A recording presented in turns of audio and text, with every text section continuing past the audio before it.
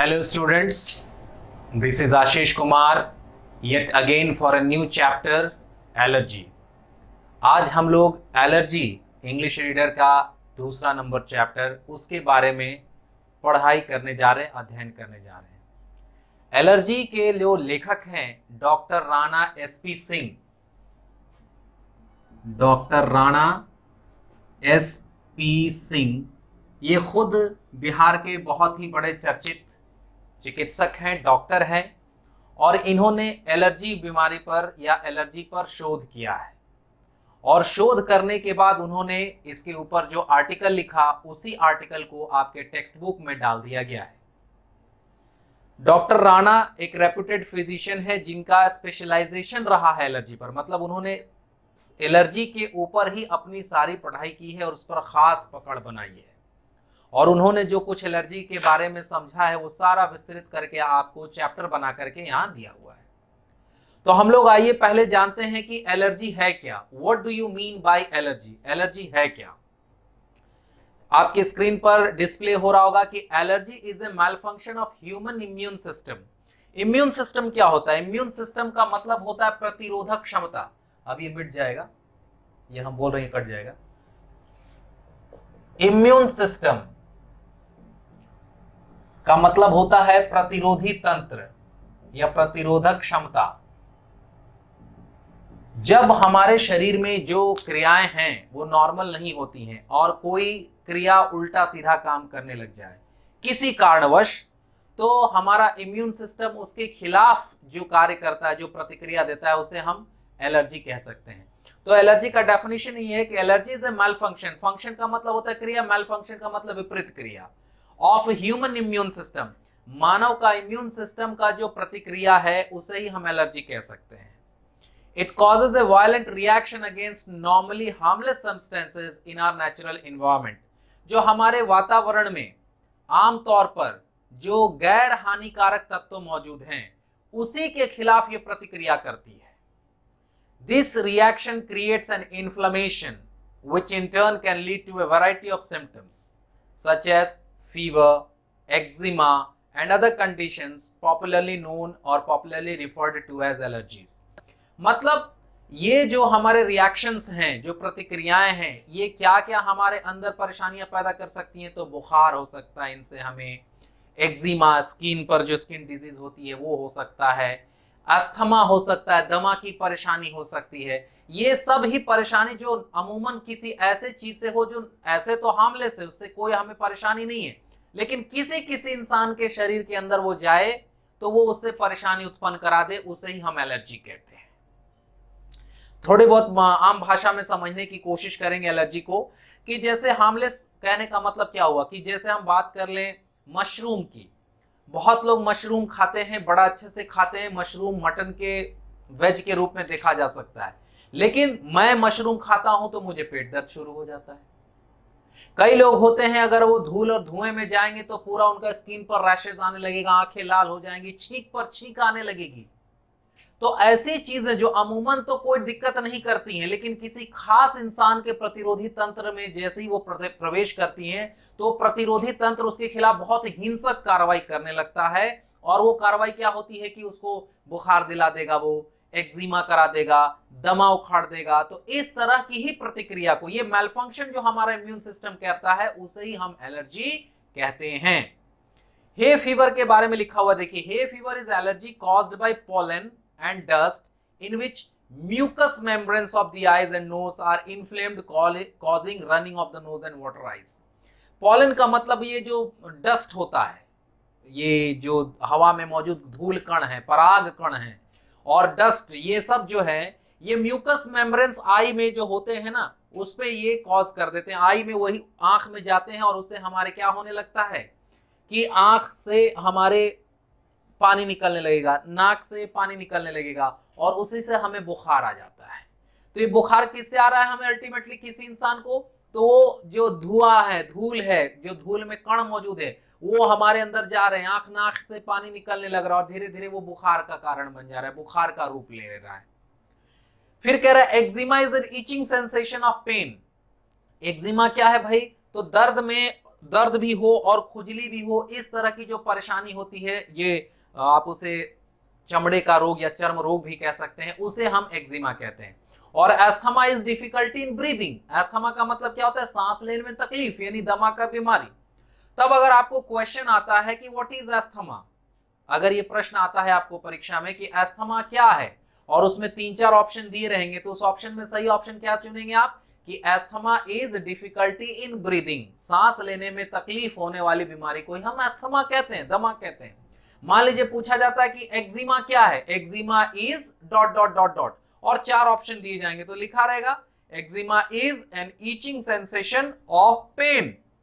तो ये आप लोगों को 2-3 क्वेश्चन इससे बन जाएंगे। पहला तो डॉक्टर एसपी सिंह के बारे में पूछा जा सकता है कि who is doctor SP Singh, तो आपको कहना है रेप्यूटेड फिजिशियन, प्रसिद्ध चिकित्सक है। एलर्जी क्या है, व्हाट इज एलर्जी, अगर ये प्रश्न आता है तो पहला ही लाइन देखिए लिखा हुआ है कि allergy is a malfunction of human immune system, मानव की प्रतिरोधक तंत्र का उल्टा सीधा काम करना ही एलर्जी कहलाता है। तो इसी तरह से 3-4-5 क्वेश्चन आपको इन 4-5 चीजों से ही आ सकते हैं। चलिए अब हम जानते हैं कॉजेज ऑफ एलर्जी, एलर्जी के कारण क्यों होता है एलर्जी। तो इसके कई सारे फैक्टर हैं। पहला फैक्टर आप देख रहे हैं लिखा हुआ है जेनेटिक रिस्क फैक्टर, मतलब अनुवांशिक, जो जन्मजात आपको अपने माँ बाप से मिलता है। जैसे देखिए लिखा है if the parents have a certain allergy the children में इनहेरिट द सेम। अगर किसी के माँ बाप को कुछ खास चीज की एलर्जी होती है तो उनके बच्चों में भी अनुवांशिक रूप से वो आ जाता है। जेनेटिक का मतलब ही होता है अनुवांशिक, मतलब वंश से जो आपको मिल रहा है, आपकी मम्मी पापा को है या दादा दादी को है, उससे आपको जो प्राप्त हो रहा है, उस एलर्जी को हम जेनेटिक कहते हैं। जेनेटिक एलर्जी हो गई। उसके बाद देखिए एनवायरमेंटल रिस्क फैक्टर। एनवायरमेंटल का मतलब हो गया वातावरण वाला रिस्क। वातावरण मतलब जब भी अभी थोड़ी देर पहले मैंने बोला धूल कण वगैरह से जो रिस्क होता है, तो कह रहा है इन पॉलन सीजन, मतलब ऐसे सीजन जिसमें पराग कण बहुत ज्यादा रहते हैं, धूल धुआं खूब उड़ता है, जब there is a risk of allergy called hay fever. तो इससे आपको बुखार होने का, बहुत परेशानी होने का, वो जो आंख नाक बहने लगेगा, बुखार हो जाएगा, ये होता है कई लोगों को। तो कई लोगों को होता है एनवायरमेंटल रिस्क, ठीक है। कुछ लोगों को जेनेटिक रिस्क है। कॉज ऑफ एलर्जी क्या है, किस तरह से एलर्जी होती है, तो एक तो जेनेटिक एलर्जी हो गई जो माँ बाप से मिल रही है हमें, और एक एनवायरमेंटल एलर्जी हो गई, मतलब वातावरण से भी हमें परेशानी हो गई। तो फिर उसके बाद एलर्जी किस कारणवश होता है, तो people who smoke face the risk of allergy. जो लोग धूम्रपान करते हैं, सिगरेट पीते हैं, उनको भी एलर्जी हो सकती है। कौन सी एलर्जी होने के उनको ज्यादा चांसेस होते हैं, एस्थमा, दमा की बीमारी जिसे कहते हैं। तो ये हो गया तीसरा कॉज, तीसरा कारण। चौथा देखिए लिखा है people living in polluted area face allergic reaction, example air pollution causes asthma. जो लोग पॉल्यूटेड एरिया में, पॉल्यूशन का मतलब क्या होता है, प्रदूषण, तो जो प्रदूषित वातावरण में रहते हैं, पॉल्यूटेड का मतलब हो गया यहां प्रदूषित, ऐसे वातावरण में रहते हैं जहां बहुत ज्यादा गंदगी वगैरह, धूल, जैसे फैक्ट्री वगैरह में जो मजदूर काम करते हैं, तो फैक्ट्री वगैरह में काम करेंगे, बहुत प्रदूषण मचा रहता है और सुरक्षा बहुत कम रहती है, तो उनको भी एलर्जी होने के ज्यादा चांसेस रहते हैं, और उनको भी आमतौर पर एस्थमा ही होता है। एस्थमा माने दमा, हार्ट की, सॉरी, जो फेफड़ों की समस्या है। तो 4 फैक्टर हम लोगों ने यहाँ देखा है। पहला देखा है जेनेटिक रिस्क फैक्टर, जो अनुवांशिक होता है एलर्जी, कई लोगों को होता है क्योंकि उनके माँ बाप को बीमारी थी। फिर है एनवायरमेंटल रिस्क फैक्टर, जो मौसम में चेंज आने की वजह से कई लोगों को होता है, पराग कण वगैरह जब आ जाएंगे तो। उसके बाद जो लोग सिगरेट पीते हैं उनसे होने वाला एलर्जी, और जो पॉल्यूटेड, प्रदूषित वातावरण माहौल में रहते हैं उनसे होने वाली एलर्जी। यानी ये सब कारण है एलर्जी के।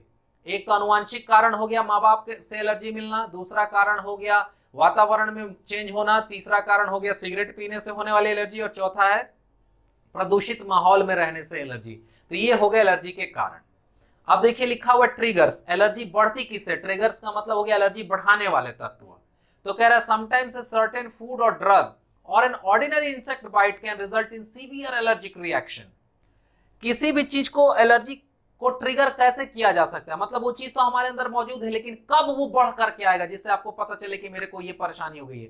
तो कह रहा है समटाइम्स अ सर्टेन फूड, कई बार कुछ निश्चित खाद्य पदार्थ, जैसे मैंने बोला कि मुझे मशरूम से प्रॉब्लम है, मैं मशरूम खाता हूं, मुझे पेट दर्द होता है, तो ऐसा ही कई लोग होते हैं कि उनको किसी खास तरह के भोजन से ही एलर्जी होती है, अगर वो खाएंगे तो उनको वो परेशानी होने लगेगी। जैसे मुझे पेट दर्द होती है, कई लोगों को उल्टी होने लगेगी, कई लोगों को कुछ और होने लगेगा, कई लोगों को स्किन रैशेस आ जाएंगे।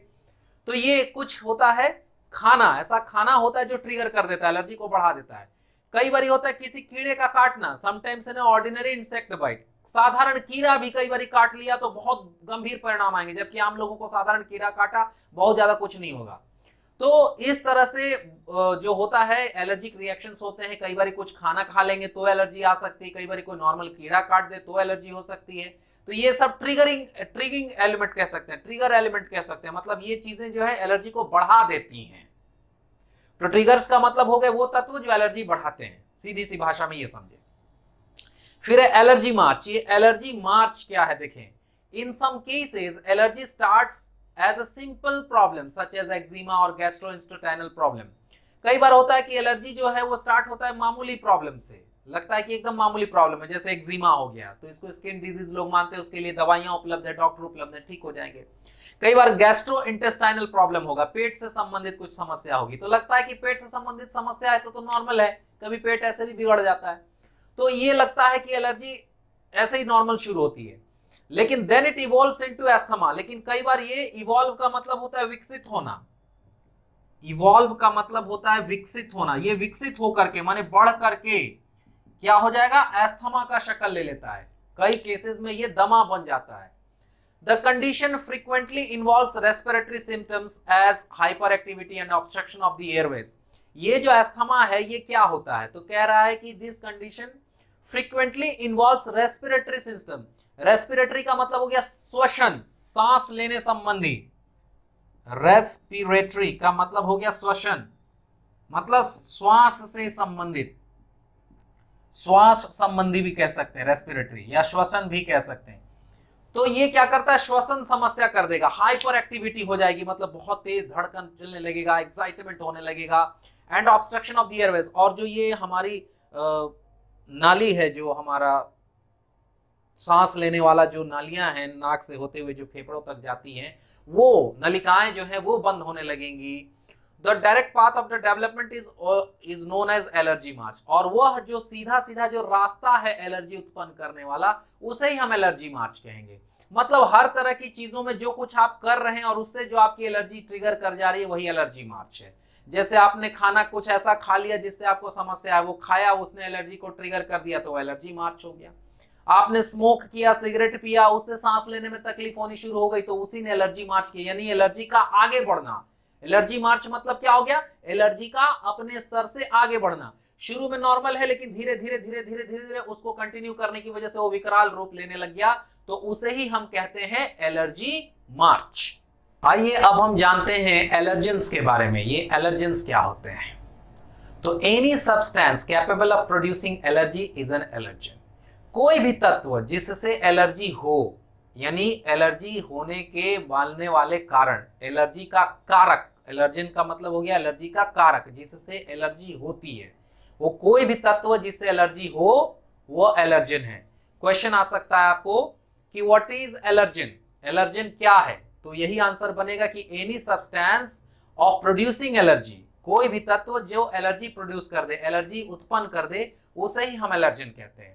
फिर क्वेश्चन आ सकता है how many types of allergens are there, कितने प्रकार के एलर्जन होते हैं, तो एलर्जन दो तरह के होते हैं। डॉक्टर साहब के अकॉर्डिंग एलर्जन दो तरह के होते हैं। देखिए यहां मैंने लिखा भी है कि these are of two types, ये दो तरह के होते हैं।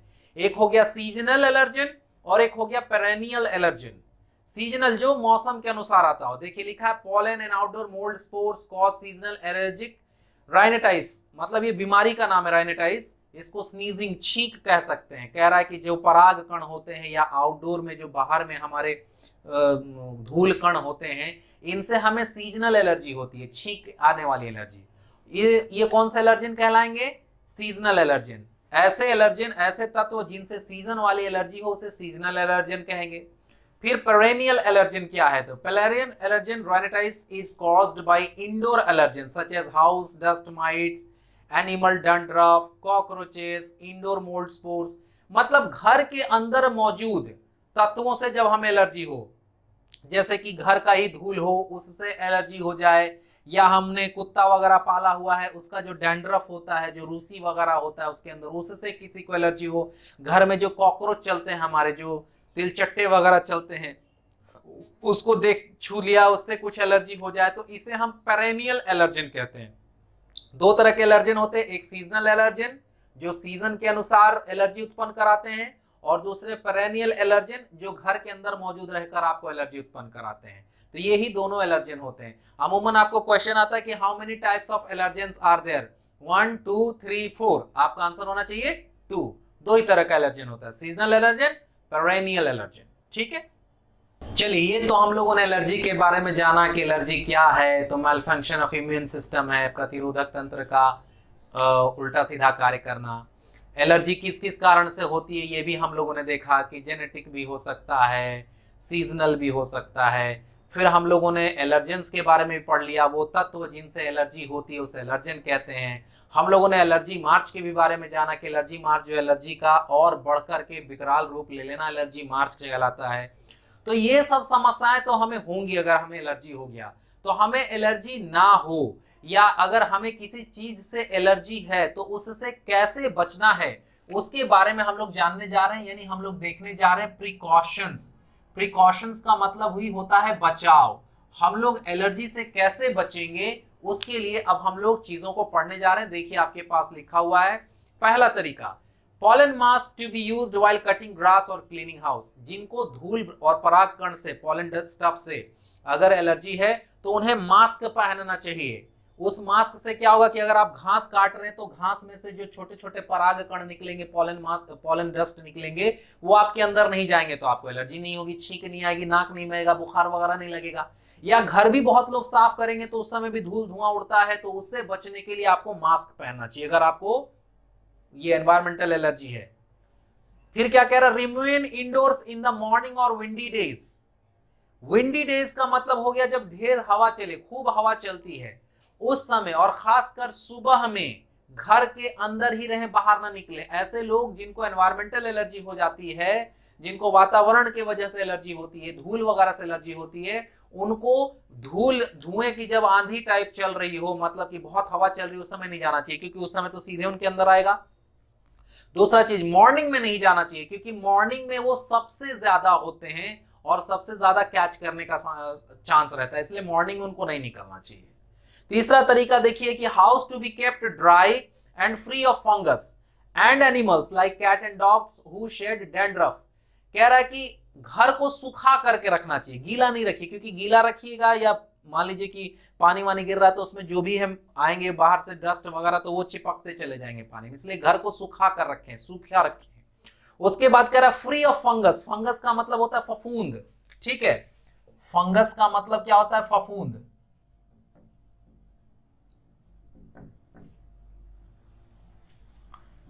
ठीक है, मतलब जो जम जाता है ना उसको फंगस बोलते हैं। बहुत दिन कोई चीज सड़ता है तो उस पर धीरे धीरे जो फफूंद लग जाता है उसे फंगस कहते हैं। तो घर में ये कहीं नहीं लगने दे, नहीं तो उससे एलर्जी हो जाएगी। उसके बाद जिनको एलर्जी होती है डस्ट वगैरह से, उनको animals like cat and dogs भी नहीं रखने चाहिए।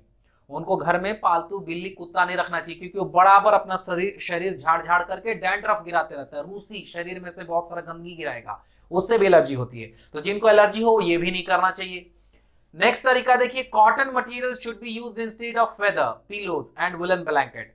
कह रहा है कि जिनको एलर्जी होती है उनको कॉटन यानी सूती चीजें यूज करनी चाहिए, उनको कोई पंख वाला चीज नहीं यूज करना चाहिए, या फिर तकिया ऐसा या वुलन ब्लैंकेट जो हो वो यूज नहीं करना चाहिए। वुलन का मतलब हो गया ऊनी कंबल वगैरह यूज नहीं करना चाहिए क्योंकि उसमें भी रोआ टाइप का निकला रहता है और उससे भी कई लोगों को एलर्जी होता है। तो उनको सूती चीजें ज्यादा इस्तेमाल करनी चाहिए। इसलिए आपने देखा होगा कि हमारे यहाँ लोग जो है रजाई यूज करते हैं, तो रजाई ज्यादातर सूती कपड़ों की ही बनवाते हैं, उसके ऊपर कवर भी सूती कपड़ों की डलवाते हैं। ये इसलिए करते हैं क्योंकि उनको किसी तरह की कोई समस्या नहीं हो। बहुत लोग होते हैं जिनको ज्यादा ऊनी टाइप का चीज अगर मिलेगा उसमें रोया टाइप का निकला रहेगा तो उनको छींक आने लगेगी, परेशानी होने लगेगी, सो ही नहीं पाएंगे। इसलिए ऐसे लोगों को सूती वाली चीजें यूज करनी चाहिए। फिर कह रहा है, a acaricide chemical should be used to kill dust mites and tannic acid solution neutralises the allergy in mite dropping. ये एक केमिकल होता है, एक रसायन होता है। कैरिसाइड का मतलब हो गया डस्ट मारने वाला, साइड का मतलब किलर होता है और कैरी का मतलब डस्ट से रिलेटेड हो गया। कैरिसाइड जो डस्ट को मारे, जर्म्स को मारे, अपनी भाषा में ये समझे। तो ऐसा एक केमिकल यूज करना चाहिए जिससे कि जो हमारे घर में माइट्स गिरेंगे, जो परागकण वगैरह गिरेंगे, तो तो वो उसका छिड़काव करते रहने से या इस तरह से स्प्रे करते रहने से वो भी मर जाएंगे, उससे हमें एलर्जी नहीं होगी। Bedsheet, mattress, blanket should be washed in hot water weekly, मतलब जो घर के चादर हैं, कंबल है या गद्दा है, इन सबों को गर्म पानी से कम सप्ताह में एक बार धोना चाहिए। Persons with food allergy should read and understand the composition of food। अब मान लीजिए कि किसी को किसी तरह के खाने का कोई परेशानी है, अब वो कोई डिश अगर खा रहा है तो उस डिश में क्या क्या मिला हुआ है उसको पहले उसकी जानकारी होनी चाहिए, वो पढ़ लेना चाहिए कि उसमें क्या क्या मिला हुआ है, कहीं उसमें कोई ऐसा तत्व ना मिला हो जिससे उसको एलर्जी हो। तो ये कुछ चीजें करके हमारा एलर्जी से बचाव संभव है कि हम मास्क पहने घास काटते वक्त या घर सफाई करते वक्त, घर के अंदर रहें कब, जब बहुत ज्यादा धूल आंधी चल रही हो, हवा चल रहा हो, मॉर्निंग में घर में रहें। जिनको जिनको एलर्जी की समस्या है वो ये सब सावधानियां अगर रखेंगे तो उनको एलर्जी मार्च नहीं होगा या एलर्जी ट्रिगर नहीं करेगी। अब आखिर में बात कर लेते हैं ट्रीटमेंट की। बचाव भी हो गया, एलर्जी क्या है वो भी समझ गए, एलर्जन क्या है वो भी समझ गए, एलर्जी मार्च क्या है वो भी समझ गए, ट्रिगर कैसे करता है वो भी समझ गए। अब ट्रीटमेंट क्या हो सकता है, अगर हमें एलर्जी है ही तो उससे उसका इलाज कैसे होगा। तो देखिए, पहला है कि medicine for seasonal allergy have to be taken weeks before exposure. अगर आपको सीजनल एलर्जी है, सीजनल एलर्जी माने ठंडा आया तो आपको कुछ परेशानी होती है, किसी को गर्मी का मौसम आया तो कोई परेशानी हो रही है, किसी को बरसात आया तो परेशानी हो रही है, तो उसको जो उसके डॉक्टर दवाएं चलाते हैं उनको 1-2 सप्ताह पहले ही से वो दवाएं लेनी शुरू कर देनी चाहिए, नहीं तो मौसम में बदलाव होगा और वो एलर्जी ट्रिगर कर जाएगी और आपको परेशानी बढ़ेगी। तो जिनको सीजनल एलर्जी, जैसे दमा के जो पेशेंट वगैरह होते हैं, उनको इनहेलर्स वगैरह पहले ही से खरीद के रख लेना चाहिए ताकि परेशानी ना हो। तो जो भी दवाएं हैं सीजनल एलर्जी की वो सप्ताह 1-2 सप्ताह से पहले ही से शुरू कर देना चाहिए। फिर देखिए कह रहा है इनहेल्ड स्टेरॉइड्स। इनहेल्ड स्टेरॉइड्स का मतलब जो श्वसन के तरीके से जो दवाई ली जाती है, मतलब वो जो पंप आता है अस्थमिक पेशेंट के लिए, वो for their anti inflammatory effect but treatment में हैव सीरियस साइड इफेक्ट्स। ये जो इनहेल्ड स्टेरॉइड्स है ये हेल्पफुल तो है एंटी इंफ्लेमेटरी इफेक्ट के लिए, लेकिन ये कभी कभी इसका साइड इफेक्ट भी आ जाता है। Using a diagnostic test ECP can be detected in body fluids to ensure the lowest effective doses। ये डॉक्टर लोग इस तरह का डायग्नोस्टिक टेस्ट करते हैं, ECP टेस्ट कहते हैं, वो ये डिटेक्ट करता है कि कौन सी दवाई चलाई जाए कि जिसका कम से कम साइड इफेक्ट हो। तो ये हो गया एलर्जी से किए जाने वाले कुछ ट्रीटमेंट जो डॉक्टर्स करते हैं। अब इस पूरे चैप्टर को जो हम लोगों ने पढ़ा तो इसका क्या कंक्लूजन निकला, निष्कर्ष क्या निकला। कंक्लूजन का मतलब क्या होता है, निष्कर्ष। तो हम लोगों ने इस पूरे चैप्टर का क्या निष्कर्ष निकाला, हम लोगों ने पढ़ा तो क्या निष्कर्ष निकला। तो कह रहा है द लेसन इज साइंटिफिक। ये पूरा का पूरा जो चैप्टर आपको किताब में दिया गया इंग्लिश रीडर में, ये पूरा का पूरा वैज्ञानिक है।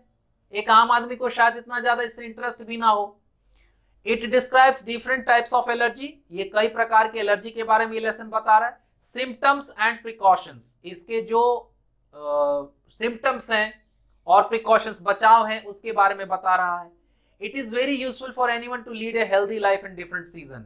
और ये बहुत ही मजेदार चैप्टर है, अगर इसकी बातों को आप ध्यान रखें तो आप हर सीजन में आराम से एलर्जी के बावजूद भी रह सकते हैं। तो यही ये कंक्लूजन है। ये डॉक्टर साहब ने ये जो पूरा आर्टिकल लिखा था इसलिए लिखा था कि उन्होंने एलर्जी को पूरा विस्तार में बताया, एलर्जी किन कारणों से होता है वो बताया, एलर्जी से बचाव के लिए क्या करें वो बताया। और ये सारी जानकारी अगर आप दिमाग में रखेंगे तो मुश्किल से मुश्किल एलर्जी में भी आप आराम से अपने आप को बचाकर एक अच्छा और हेल्दी लाइफ व्यतीत कर सकेंगे। This is the summary of this whole chapter. यही इस पूरे होल चैप्टर का समरी है कि इसमें डॉक्टर ने बताया है एलर्जी के बारे में, एलर्जी उत्पन्न करने वाले कारक के बारे में, एलर्जी से कैसे लड़ेंगे कैसे बचेंगे उसके बारे में। ये सारा कुछ को समाहित करके इस चैप्टर को बनाया गया जिसका नाम है एलर्जी। लिखित है डॉक्टर SP सिंह के द्वारा, जो खुद एक बहुत ही चर्चित फिजिशियन यानी डॉक्टर हैं दरभंगा जिले के, जो कि बिहार में है। नेक्स्ट वीडियो में मिलते हैं हम लोग इसके कुछ क्वेश्चन आंसर्स के साथ।